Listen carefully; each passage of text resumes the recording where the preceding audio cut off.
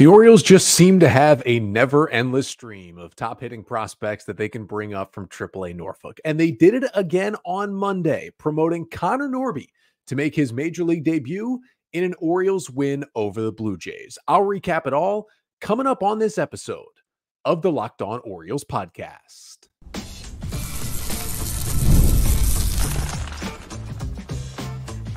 You are Locked On Orioles, your daily Baltimore Orioles podcast. Part of the Locked On Podcast Network, your team every day.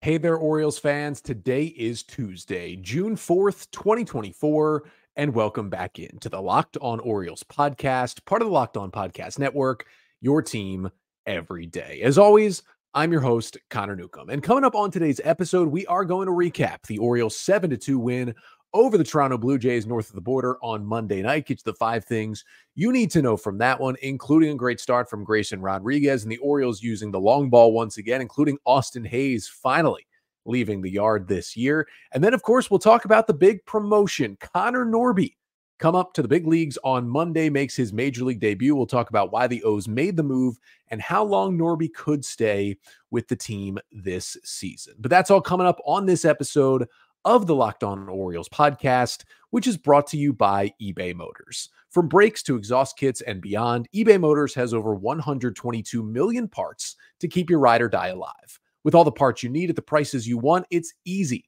to bring home that big win. Keep your ride or die alive at ebaymotors.com. Eligible items apply, exclusions apply. eBay Guaranteed Fit is only available to U.S. customers.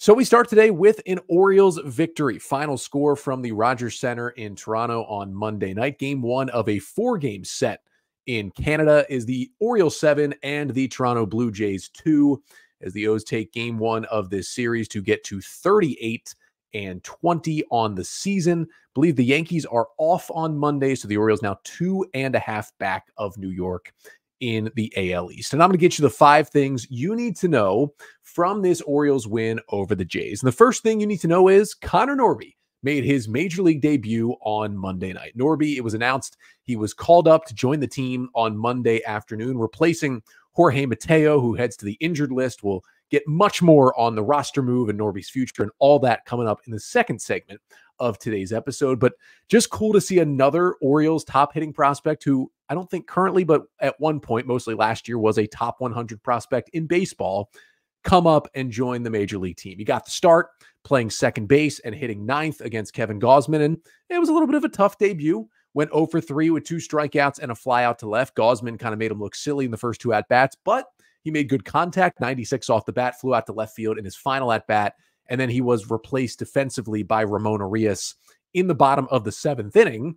And you also got to give a shout-out to Ramon Arias, who made a fantastic play, robbing Vladdy of a hit in the 8th, and then hit a solo home run in the top of the 9th to add on to the Orioles' insurance. Arias, since Westberg got hit by the pitch and now Mateo's out, he's been playing really well over the last week or so since he was kind of somewhat reinserted into the lineup. But very, very cool to see Norby here, and we'll get to that much, much more in the second segment. But the second thing that you need to know from the Orioles win over the Blue Jays is that Grayson Rodriguez was fantastic in this one. 6 2/3 innings from Grayson, only 2 runs allowed, and only 1 of them was earned on 7 hits, 4 strikeouts, no walks, and a homer. 86 pitches for him, his ERA down to 3.28 on the season. Blue Jays got some hard contact. They did have 9 hard hit balls against Rodriguez, but the command was pinpoint. Again, no walks in 6 2/3 innings is a great thing to see. And he would have escaped with only the 1 run allowed had Gunnar Henderson not made just kind of a bad throwing error. Just with 2 outs, nobody on, second inning, easy play to short. He just makes a bad throw. Next at bat is a Dalton Varsho RBI triple that makes it a 2-1 game, gets the Blue Jays on the board. Grayson does get out of it, keeps it 2-1, and that was it. Vladdy hits a line drive solo homer off of Grayson in the 4th, the Blue Jays' second run. That was really all she wrote against Grayson Rodriguez. Now, you could argue he had a chance to finish the 7th inning. When he was pulled, he was only at 86 pitches. O's were up 6-2, first and third, 2 outs in the bottom of the 7th. And I know he had just struck out Kevin Kiermaier on 3 pitches to get that second out, but he had allowed a lot of hard contact earlier in the inning. He had allowed 2 hits in the inning, and the lineup was flipping over for the fourth time. I think it was the right move to bring Grayson out of the game right there. But listen, it wasn't like the elite strikeout stuff, only 4 Ks in 6 2/3, but the command was so good. You're going to take no walks in 6 2/3 innings every single time. And it was just, sometimes when you see Grayson at his best, it is heavy four-seam fastball usage. That's what we saw. 48 of 86 pitches. That is 56%. Four-seam fastballs, 5 whiffs on it, but just a lot of foul balls, a lot of balls in play. Some hit hard, but some right at fielders, which is helpful as well. And then he just kind of mixed in slider, curveball, changeup when he needed to. Changeup was really the only other swing and miss pitch that he had on the night. Got a couple of his 4 strikeouts on that one. But otherwise, you like seeing Grayson pound the zone at 95 to 97 and get outs. And that's what he did in a big divisional game. You just love to see it from Rodriguez. Third thing you need to know from the O's win on Monday night is Austin Hayes back? Maybe. I don't want to put too much stock in one game, but that was an Austin Hayes we haven't seen all year. And I've talked about it. Hayes has definitely been a little bit better since returning from the injured list. He's been really good as a pinch hitter. I talked about that on yesterday's episode as well, but he gets the start against Kevin Gausman in left field on Monday night.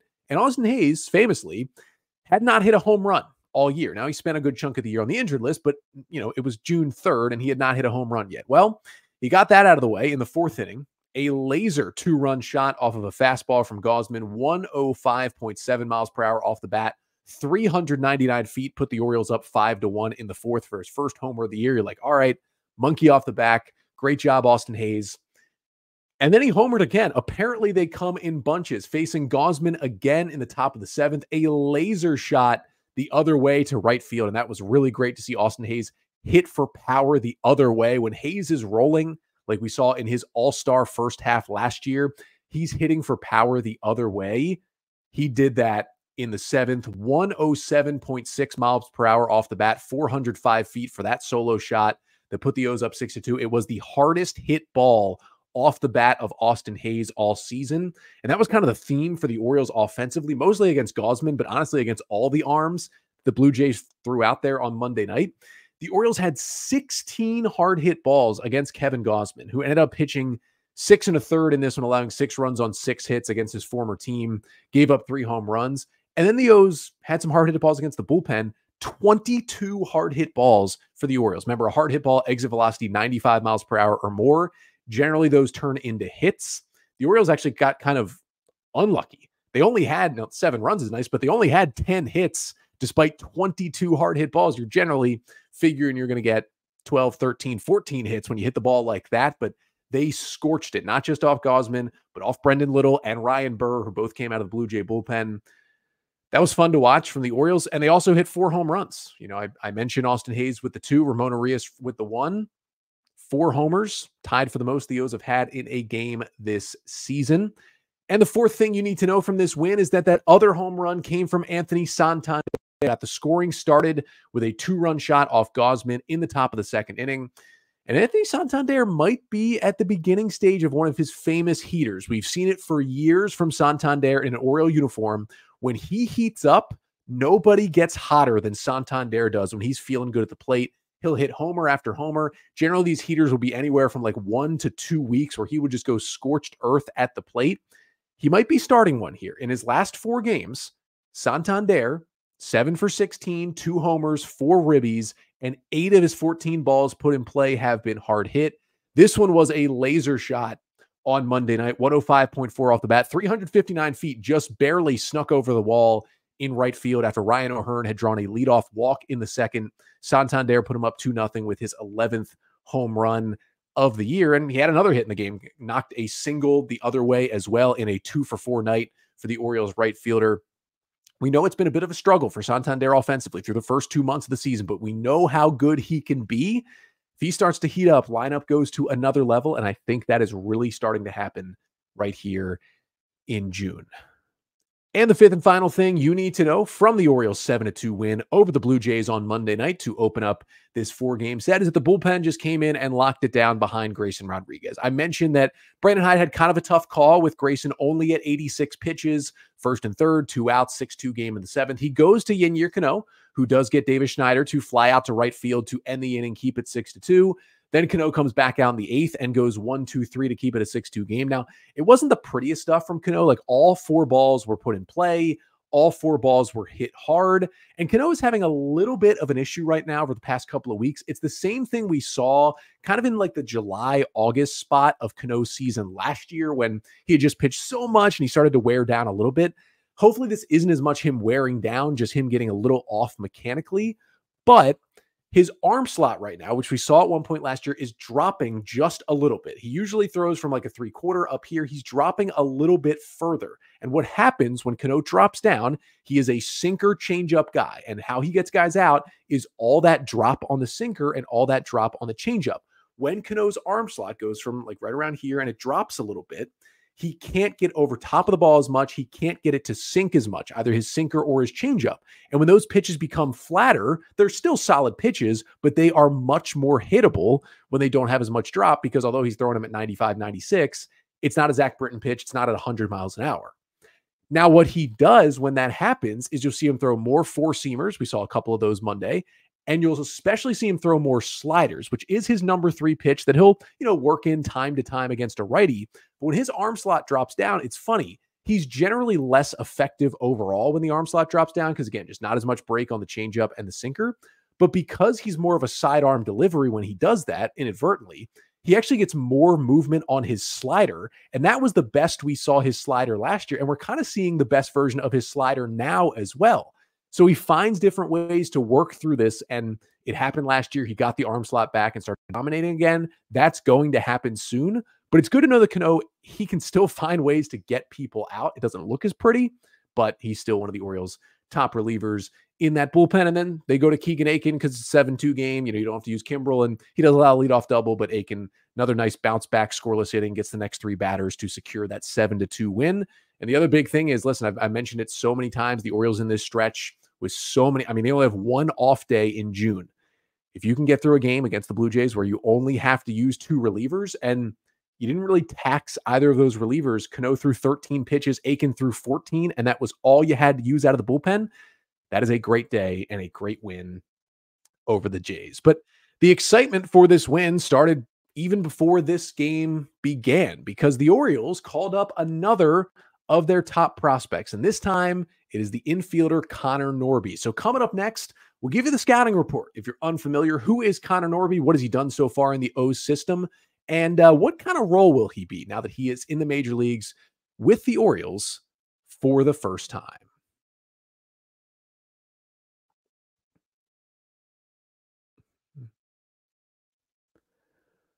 But first, this episode of the Locked On Orioles podcast is brought to you by FanDuel. Now, we know it's a great part of the baseball season, but that is not all that's going on in the sports world. It's winner take all time in the NBA and NHL. We're in the finals in both sports, and FanDuel is giving you a shot to bring home a big win of your own. Right now, new customers get $150 in bonus bets with any winning $5 bet. That's $150 to bet on spreads, money lines, player props, and more. For me, I'm looking at the NHL Stanley Cup Finals. You got kind of an interesting matchup, right? The Edmonton Oilers and the Florida Panthers. I just watched what that Edmonton offense can do. Connor McDavid is special.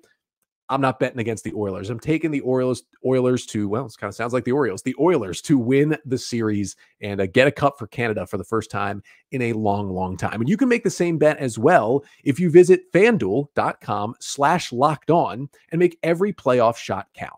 At FanDuel, America's #1 sportsbook.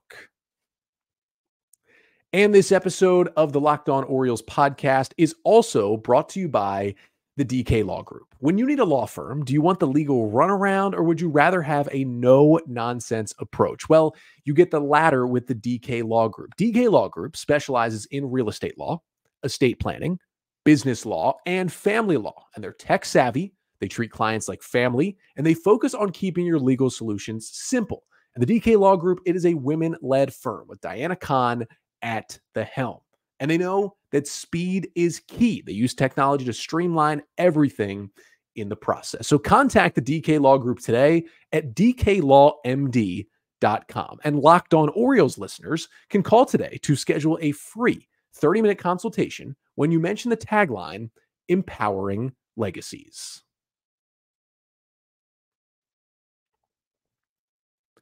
So the Orioles bring home the win with a 7-2 victory over the Blue Jays on Monday night to open up this series. But the big news was, of course, Connor Norby is in the major leagues. The 23-year-old right-handed hitting infielder who was the Orioles' second-round pick out of ECU, it's East Carolina University, in 2021, has finally made it to the big. So let's start with, who is Connor Norby? Because although pretty much the entire time he's been in the system, he's been a top 10 Orioles prospect. And at points, he's been kind of a fringe, 80s and 90s top 100 prospect in baseball. He's not as well known as Adley, as Gunnar, as Westberg, as Jackson Holliday, as Cowser, as even Kjerstad. Like, he's a little further down the list, but he is a great player in his own right. Now, when the Orioles drafted him, he had come off an amazing college season at ECU in his junior year, led Division I college baseball with 102 hits in 2021. Now, it was supposed to be a fantastic day for Connor Norby on Monday. I'm sure it still was.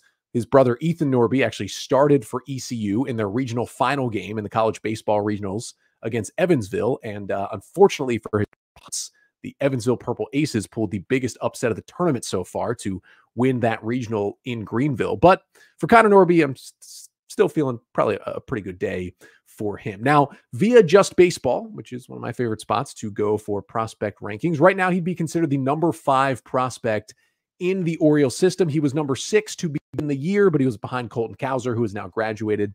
So he's up at number 5 and has just been having a great year once again in AAA Norfolk. He's been with Norfolk all year. In 238 plate appearances, Norby has hit 286 with a 374 on base and a 510 slugging. That's good for a 127 WRC plus, meaning he is 27% better than the league average AAA hitter. He's got 9 homers and 11% walk rate. The 31% strikeout rate is the highest of his career. It's really been the only concerning thing we've seen from Connor Norby in AAA this year.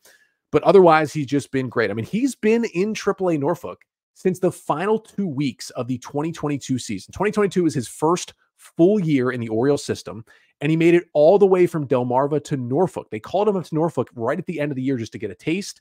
Then he spent all of last year in AAA Norfolk, where he was pretty good, but he's been even better at the plate this year. And specifically, he's really hit lefties, where you could see the Orioles kind of utilize him here in this stint. Has hit 327 with a 1057 OPS against lefties in AAA this year. Now, again, as I've talked about, splits in the minors don't matter a lot because there's not a lot of good lefties in the minor leagues. If you're a good lefty, you're generally in the big leagues more times than not. But it's good to know that in general across his career, he's hit lefties a little better, and maybe that can translate to the big leagues. Now, it's a 35% hard hit rate for Connor Norby. You look at guys like Gunnar Henderson's at 57%, Colton Cowser at 50, Jordan Westberg at 50, Ryan O'Hearn at 50. He's not scorching the ball all over the yard. His barrel rate is up from last year, but it's only at 6%. That's not anything elite at all. But he still has pretty good contact skills, and he still hits the ball hard, just not as hard as consistently as some of the guys the O's have right now. It's a 107 mile per hour max exit velocity. It was 110 last year. That's not anything amazing, but he's still just a really good complete hitter. Now, in terms of his defense, it's seen it average at best at second base. I don't think he's like a liability out there, but he's certainly not going to win a Gold Glove at second base defensively at this point, but you can put him out there. But as we saw on Monday night, the O's are going to play him out there when they start him, and then Ramon Urias is going to replace him in the 7th inning defensively, and that is what happened. Now, what's been interesting this year, and the Orioles started doing this really last year as well, he's played 108 innings at second base in AAA, but he played 155 innings in left field and 135 innings in right field. Now, some of that is because Jackson Holliday has been in AAA for most of the year, and the Orioles want Holliday to get a lot of reps at second base, because whenever Holliday comes back up, second base will be his position in the major leagues. But it's also because the Orioles want to make Connor Norby more versatile, because they know, hey, second base, middle infield right now, Gunnar Henderson, Jackson Holliday, Jordan Westberg, it's really tough to crack in there. But maybe in the years to come, there's going to be some more openings in the outfield. So they've tried Norby in the corner outfield. Again, he's fine out there. Doesn't have a great arm, doesn't have the greatest range, but he's okay enough to put out there in the outfield. Now, in terms of what the role is going to look like for Connor Norby, hopefully it's a short-term replacement for Jorge Mateo. Now, we'll get to this a little bit later as well, but Jorge Mateo is headed to the 7-day concussion injured list, and that opened up the spot in the Orioles infield for Connor Norby. Now you hope, it only takes the week, maybe 10 days for Mateo to come back. And sometimes guys recover from concussions in a week. That's why there's a special 7-day injured list for a concussion, but you just never know with a concussion, right? And you always want to err on the side of being super, super careful with a concussion. So maybe this could be a longer run than expected for Connor Norby in the big leagues. Now, in terms of his role, he got the start on Monday night against a righty, which was great to see. In general, Kevin Gausman is better against lefties. So that might be a reason why that Norby was in there as a righty, but he'll most likely split playing time with Ramon Arias for now. Like, if Norby is in there, then he'll start at second and Westberg will start at third. If Arias is in there, he'll start at third and Westberg will start at second. They'll probably split time. I'll tell you right now, Norby will play against lefties, but I don't think it'll be Norby against lefties, Arias against righties. I don't see like a full down the middle platoon. I think they'll just kind of switch them out as they see fit. You want to get Norby the at-bats. When Norby does start, as we saw Monday night, Ramon Arias will come in for him defensively late in the game because he's a Gold Glover at third. You move Westberg to second. Your defense just gets much better with him in there. And we saw it with Arias' great play on Monday night. But, Arias is kind of swinging the bat well. He homered after he comes in the game Monday night. He's looking the best he has offensively all year. So Arias isn't just going to let Norby walk in and take his job, or at least take the open job for a week or two before Mateo comes back. So I think it'll be kind of an even split. And before you ask, like, Connor Norby played 1 game at shortstop and 0 games at third base in the minor leagues. He's not going to play those positions. He could play a little bit of outfield. Now, the Orioles will not put him in left field at Oriole Park, but he could play some right field at Oriole Park. He is here for this long road trip. Like, there's a chance that Norby's here for this 8-game road trip, 4 in Toronto, 4 in Tampa. And then Mateo's ready to come back when the Orioles come back home next week and Norby goes to AAA. Like, that's totally possible. So maybe they never even have to consider putting him in the outfield at Oriole Park. And in Toronto and in Tampa, he could certainly play left field. If the Orioles wanted to stick him out there, I bet it happens even at least once at some point this week. But in general, again, don't be surprised if it's a short-term thing and he goes right back down to AAA when Mateo comes back. Mateo's been great. If he gets healthy soon, you're going to want him back in the order. And you could say, oh, well, why would you not just DFA Ramon Arias and keep Norby around to hold that spot? Well, if Norby sticks around when Mateo comes back, he's going to be the utility infielder. And Norby does not have a lot of defensive versatility. I would much rather have Arias there who can play all 4 infield positions rather than Norby who can play one of them. And you could say, oh, well, he plays the outfield too. The Orioles have enough outfielders. They'll need more infield depth. And with Norby only being able to play second base, doesn't really fit that role as a bench guy. So really, whenever Mateo comes back, Norby goes back down. Now, it could have been Jackson Holiday. You could argue, well, why not just call up Jackson? You need a second baseman. That's why they went with Norby, is because this is probably, at least the Orioles hope, a short-term thing. And whenever they recall Jackson Holiday, it's going to be for good. Whenever he comes back to the big leagues, that's going to be that. He will be in the big leagues as their mostly starting second baseman. That was not the role open right now. This is a short-term role where Norby gets on the 40-man roster. The O's had space there, and he could go back down soon. And, he could start 5 of these 8 games, hit the cover off the ball in the next 4, and try to earn that spot. Maybe the Orioles have a tougher decision to make when Mateo does come back. But at the very least, it's kind of similar to the Joey Ortiz situation last year, where Ortiz came up because of an injury to Arias, actually, and got a couple of short stints, played okay, but everybody knew that when everybody got healthy, Ortiz was going right back down to AAA. I think the same thing is happening for Norby, but for a guy with 913 plate appearances already in his career in Norfolk, it's nice for him to at least get this shot, get his feet wet, maybe show off for another team, because he certainly could still be trade bait for the Orioles at the deadline.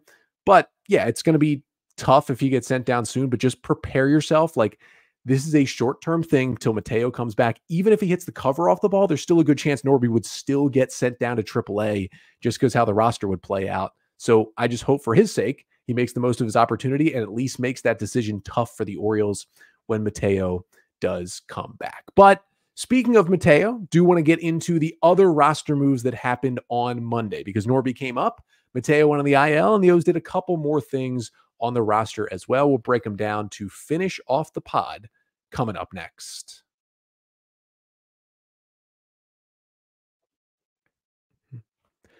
But first, this episode of the Locked On Orioles podcast is also brought to you by eBay Motors. Passion, drive, and patience. The formula for winning championships is also what keeps your ride or die alive. eBay Motors has everything you need to maintain your vehicle and level it up to peak performance. Superchargers, roof racks, exhaust kits, LED headlights, and more. Whether you're into speed, power, or style, eBay Motors has you covered. With over 122 million parts for your number one ride or die, you'll always find exactly what you're looking for. And with eBay Guaranteed Fit, your part is guaranteed to fit your ride every time or your money back. Because with eBay Motors, you're burning rubber and not cash. So with all the parts you need at the prices you want, it's easy to make your car the MVP and bring home huge wins. Keep your ride or die alive at ebaymotors.com. Eligible items only. Exclusions apply. eBay Guaranteed Fit. Only available to U.S. customers.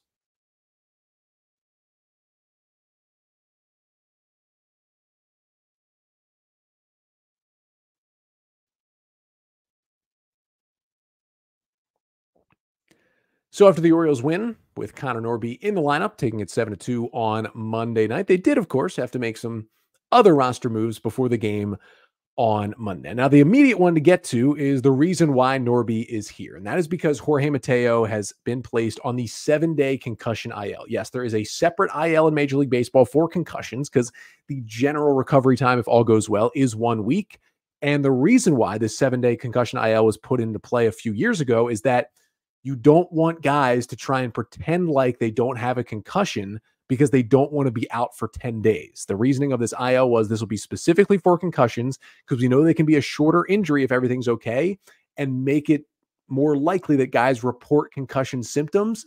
Because maybe if you're not going to be out for 10 days, you're like, I don't want to be out for 10 days. But if it's 7 days, a little less time, you have to miss. Now, it was just like a freak accident where Mateo got his concussion on Sunday. He's in the dugout.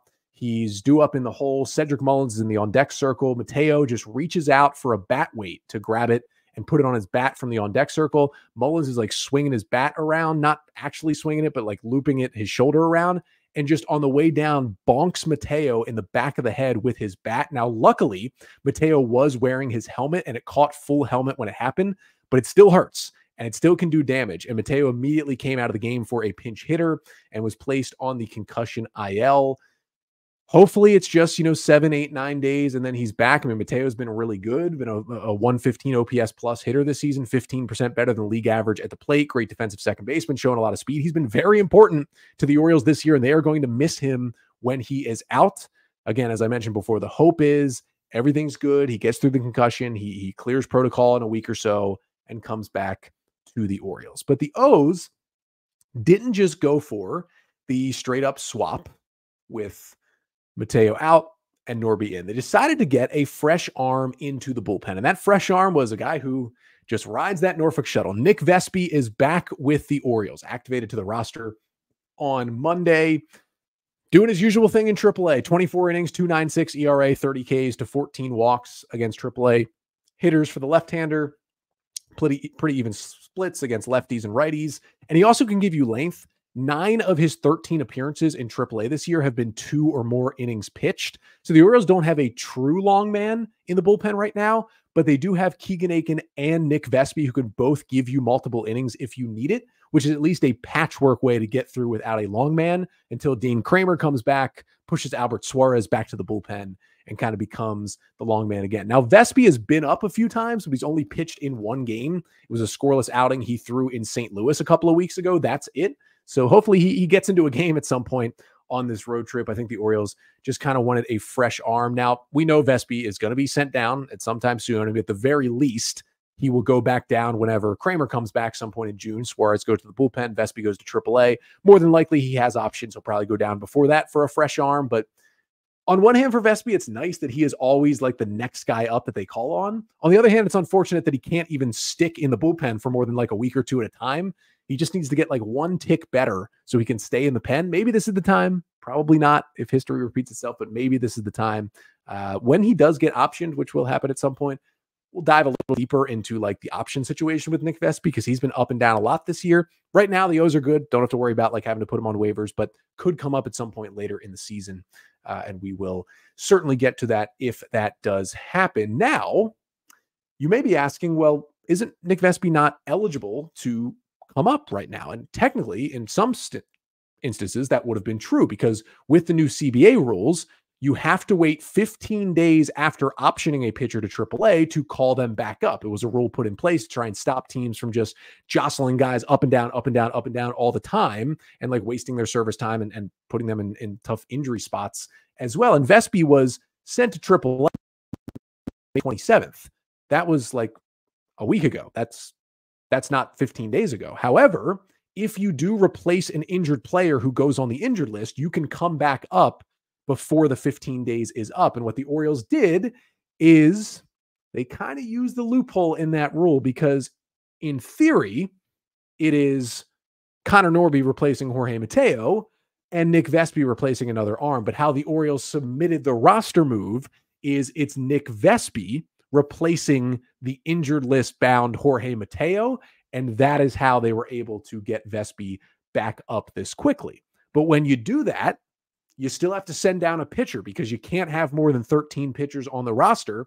And I thought when the news was reported that Vespi was heading to Toronto, I thought, well, Dylan Tate and Keegan Akin both have options. It's probably one of them going back to AAA. It was not. It was our buddy Thiago Vieira, who was DFA'd by the Orioles to make room on the active roster. And what a time it was for Thiago Vieira in an Orioles uniform. He gets DFA'd by the Brewers a couple of weeks ago. The Orioles jump the line and trade for him to acquire him while he's on waivers. They acquire a 19-year-old pitching prospect from the Brewers as well. And they send AAA starter Garrett Stallings, who had really been struggling this year and was probably going to get maybe released this offseason at some point. They send him to Milwaukee to get Vieira. Vieira, who's always had good stuff, but has struggled with command, pitches an 11-0 game last Monday on Memorial Day, goes walk, 3-run triple walk, and comes out of the game, has an infinity ERA with the Orioles after not retiring any of the 5 batters he faced. And I thought, the O's see enough with his stuff that they'll try to hide him in the bullpen and keep him around. But when you are in this stretch of 17 straight days without an off day, and you have only one off day in the entire month of June, it's really hard to roster a guy like Vieira, who you're not yet confident in putting in a close game, so you're hiding him. Vieira was with the Orioles for a week and only pitched in 1 game. You just can't do that to the rest of your bullpen, and it had to be a tough move for the O's because they see something in Vieira with that, legit stuff, fastball up to 100 with potentially a really good changeup they could find there, but just couldn't make it happen. They DFA'd him. Considering the Orioles jumped the line to get him from the Brewers, it's more than likely he will be claimed by multiple teams on waivers. The hope is that the Orioles can maybe find a trade partner for him, like the Brewers found the O's. Maybe the O's find another team. Best case scenario, he slips through waivers and stays with the O's. But I think it's more than likely maybe the O's get a little cash back, get a drop in the bucket prospect back for Vieira. But yeah, he will be the name that everyone will forget on the 2024 Orioles Sporkle. Thiago Vieira, 1 outing, infinite ERA, certainly going to go down in the Orioles history books. But that'll do it for today's episode. I know there's more news to get to. There was just a lot to get to today. We're going to get to Tyler Wells having to undergo elbow surgery and miss the season. And we're going to get to the tough news on John Means. Not only is he going to miss the year with elbow surgery, he had that surgery on Monday.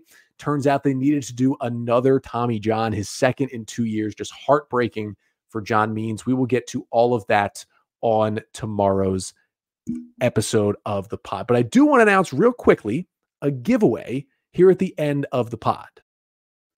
As I've been mentioning over the past few episodes, we have reached here at Locked On Orioles 7,000 subscribers on YouTube. Thank you all so much for getting us there. Thank you all so much for the support on the podcast. And I said we'd be doing a giveaway here on the pod. And my buddy Chris, who does some great designs for some great merch, has been nice enough to offer up the prize for this giveaway. So the giveaway is going to be, you can see it here if you're watching on the Locked On Orioles YouTube channel, this Great Eights t-shirt right here, designed by Chris.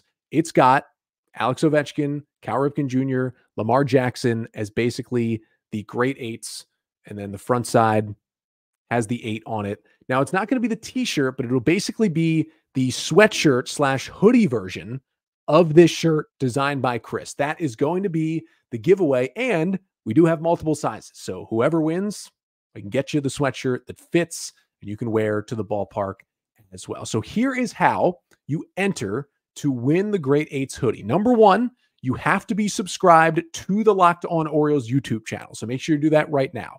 And number 2, leave a comment on either today's video or any video from this entire week on the YouTube channel. Basically, what I want your comment to be, leave your honest feedback for the podcast. I did kind of a feedback form this offseason for the pod, but I want to hear from you, especially some of the newer listeners as well. You can tell me anything in terms of feedback, what you like, what you don't like, what you'd like to see more of, any thoughts on the podcast, how often you listen, what part of your routine it's in, whatever it may be. I want to hear your honest feedback from the show because, quite frankly, I want to make the show even better as this 2024 season rolls on. So number one, subscribe to the pod on YouTube, Locked On Orioles.